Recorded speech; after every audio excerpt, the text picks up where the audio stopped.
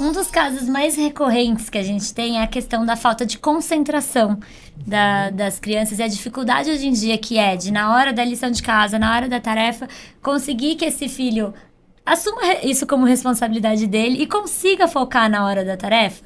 E aí, eu acho que essa questão de ser na hora da lição de casa, ou tema, ou tarefa... Cada lugar do Brasil fala de um jeito, né? É o que aparece para a mãe, para o pai, para a avó, para o adulto responsável ali.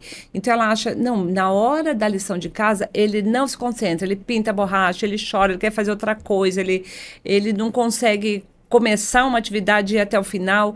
Mas, na verdade, isso é a ponta do iceberg de alguma questão que também está acontecendo dentro da escola, na hora da aula, na hora de algum conteúdo que a escola está tentando ensinar, ou mesmo do relacionamento, de uma atividade coletiva, mas aparece para a família... na hora dos estudos, né? Ela percebe ali. E aí a gente tem muito essa fala das famílias de... essa é uma geração multitarefas, né? Que faz várias coisas ao mesmo tempo. E aí parece para os pais que, assim, o problema é a escola mandar lição, sendo que o filho poderia, naquela hora, estar fazendo uma outra coisa. Então, fica parecendo que a escola atrapalha a vida e quer que essa criança fique ali por algum tempo sentada, concentrada, quando ela é da geração multitarefa. Então, assim, essa confusão toda que a gente, especificamente, a gente pensa... em um caso que a gente mandou, mas é muito recorrente, né, Thaís? O quanto a gente recebe. E o pedido de socorro, o que eu faço para o meu filho se concentrar? Eu falo que a gente não é muito criativo para ter problema. Então, sempre que a gente fala de um caso, sempre que a gente fala de uma situação, a gente está representando uma leva de pessoas, né, que passam pelas mesmas questões, né? Porque, no fim das contas... a gente não é criativo para ter problema. Na verdade, foi assim que eu acabei... Os problemas são muito parecidos. Foi assim que eu acabei conhecendo muitas escolas, professores, educadores de vários lugares do mundo. Porque, para mim, sempre que aparecia uma questão que eu pensava assim... alguém já passou por isso e alguém encontrou alguma solução, que mesmo que não seja definitiva, tem uma base de onde a gente pode sair ali. E eu sempre gostei de explorar e procurar. E nesse ponto a tecnologia me ajudou muito, né? Porque antes era mais complicado ali, fazer o sinal de fumaça. O garimpo das soluções, encontrar, né? Mas aí nesse caso da concentração, o que a gente fala muito para as famílias é que, apesar dessa geração estar muito acostumada a fazer várias coisas ao mesmo tempo, o cérebro dos filhos de hoje, ele aprende do mesmo jeito que o nosso cérebro aprendia, que o cérebro do nosso tataravô aprendia. E para aprender, o cérebro precisa saber fazer uma coisa de cada vez. E hoje em dia, as crianças não estão tendo a oportunidade de desenvolver essa habilidade de fazer uma coisa de cada vez em nenhum momento da rotina. Sim. Então, a hora de ver TV com celular, com brinquedo, com tudo ao mesmo tempo. Na hora de comer, tá fazendo outras coisas ao mesmo tempo também. Então, o que é uma chave, uma virada de chave, assim, para conseguir começar o desenvolvimento dessa habilidade de foco e concentração é o ter momentos na rotina de fazer uma atividade de cada vez. E a gente sempre fala para começar com a hora da refeição, de ser o momento de estar em família ali, quem tiver com a criança, só comendo, conversando, sem telas nesse momento. Pelo amor de Deus. E se for fazer um momento de tela, vamos supor, depois, outro momento é a hora de assistir um desenho, assistir uma série. Combinar com o filho que vocês vão assistir o desenho inteirinho, ou um episódio inteirinho da série que ele gosta, sem mexer no celular ao mesmo tempo. Ou sem ficar brincando com outras coisas, porque uma tendência muito grande hoje é a TV está ligada, essa criança às vezes tem um tablet, algum eletrônico ali, e mais vários brinquedos. Tudo simultâneo. Tão interessante, eu fiz essa pergunta num comentário no YouTube, né? Que eu falei, a gente teve num evento de marketing de influência, e eu falei, gente, senti uma falta de uma pauta representando a infância, porque eles estão foco do marketing de influência, porque se você pega na infância, vai levando, enfim, uma série de coisas, é um alvo fácil, né? Com pouca defesa, com poucos filtros, né? Enfim. E aí coloquei, seria interessante a gente ter, né? Quanto é justo, né? A gente olhar para esse público, qual a maneira responsável de fazer isso, qual a maneira, enfim. E aí uma pessoa falou, cara, muito pertinente, eu queria também saber, eu tenho os desafios e tal. com telas, queria saber qual o tempo e não sei o quê. E eu perguntei, né? E aí, qual a idade da sua criança? Quanto tempo ela passa na tela por dia e tal? E a resposta chegou assim, me impactar, a ponto de eu printar. Eu falei, isso aqui merece um momento de ser conversado, compartilhado, ainda não fiz, tá lá guardado pra conversar. Que ela falou, eu não sei, porque ele fica com a tela no YouTube e fazendo outras coisas. Ah lá. Exatamente o que vocês estão falando. E eu não sei, e se desligar ele reclama. E tem 4 anos. E aí eu fiquei muito impactada com muito do que ela colocou ali, né? Não por ela e por essa criança, mas por quanto isso mostra essa coisa de muitos estímulos e muita divisão de atenção e concentração, que a gente sabe que é um pula-pula de uma coisa para outra, não é multitarefas, é pula de um para o outro, pula de um para o outro, não entrega tudo para ninguém, para nenhum, né? Nenhuma ação, nenhuma atividade. E o quanto essa criança de 4 anos está escolhendo fazer isso e a mãe está refém disso, né? O quanto essa decisão de deixar tudo ali acontecendo está na mão da criança, né? E aí eu brinco que tem a macro decisão e a micro decisão, né? Macro decisão é do adulto. E essa é uma macro decisão, porque impacta a saúde, impacta a capacidade de aprendizagem, impacta na vida da criança, no cérebro, na formação do cérebro. E o que a gente tem já pesquisa mesmo mostrando fotos, imagens do cérebro essa criança que passa o tempo inteiro com o YouTube do lado, ou fazendo várias coisas ao mesmo tempo, na hora da aula, na escola, ou na hora de fazer a lição de casa, mesmo que nesse momento ela esteja sem os outros estímulos ali, o cérebro dela não consegue focar em uma coisa só, porque ele está acostumado ao super estímulo de várias coisas, daí nas imagens que tem do cérebro, ele fica como se fosse piscando, procurando algum estímulo louco, como um viciado, procura aquela dopamininha, né?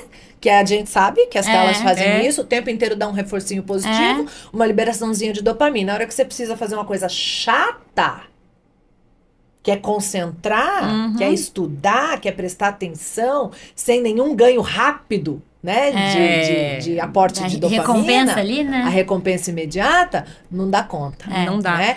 E é muito louco. Esses tempos o meu filho falou assim, meu filho vai fazer 13 esse ano, gente. Ai, meu Deus.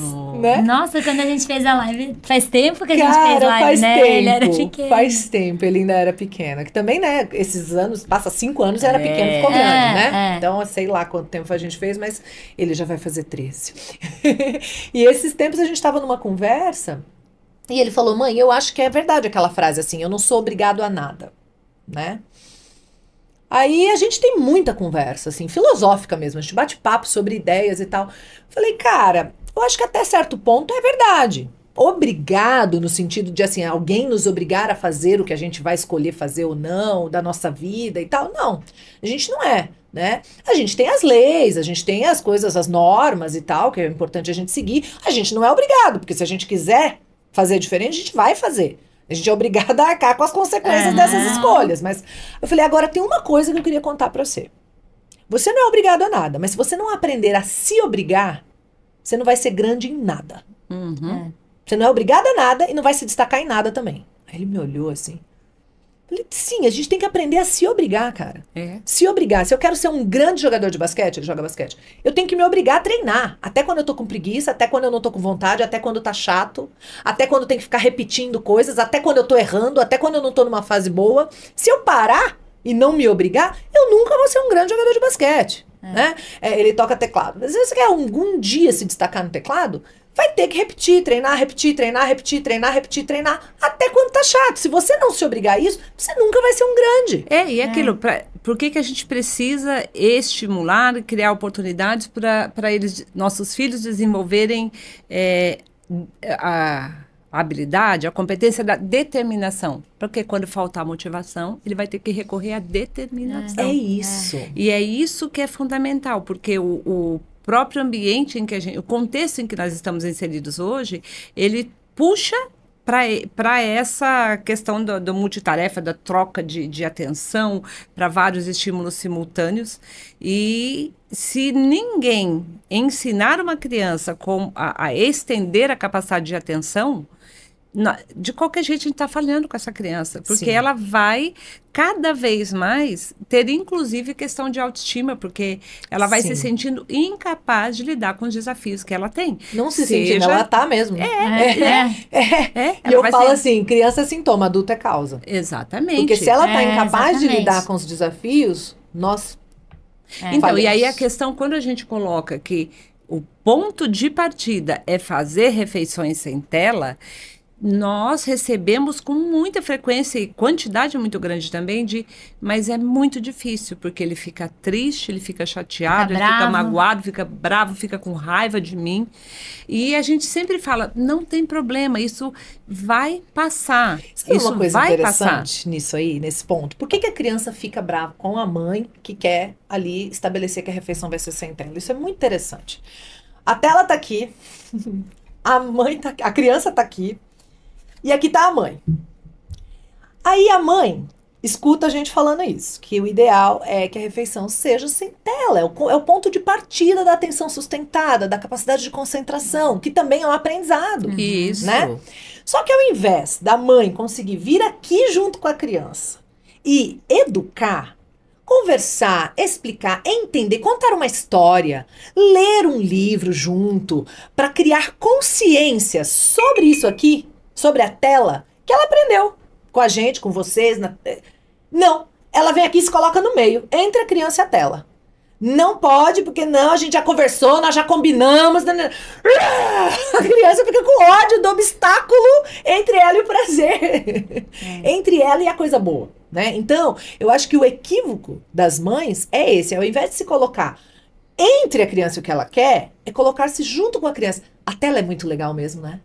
E o que É uma É difícil delícia, sair né? mesmo, né? É difícil ficar sem, não é? O que E- você sente o que- realmente isso, faz vem sentido. cá, Não é você. sabe? Esse Eu é, isso é também tô fundamental. cuidando do meu tempo de tela, porque se é um adulto consciente, ele tá olhando pra isso, porque É. a gente também é É. absorvido por aquilo ali, né? Então vamos junto, como é que nós vamos fazer junto? E o que acontece se a gente não cuidar? Vamos conhecer a história do Mário? Mário, o que aconteceu com o Mário? Sei lá, sabe? E a gente vai contar pra criança de verdade, né? E tem um monte de histórias pra contar. E tem vídeo pra mostrar da criança doida, com síndrome de abstinência. Isso, porque já viciou. com clínicas em alguns países da Ásia, De clínicas reabilitação.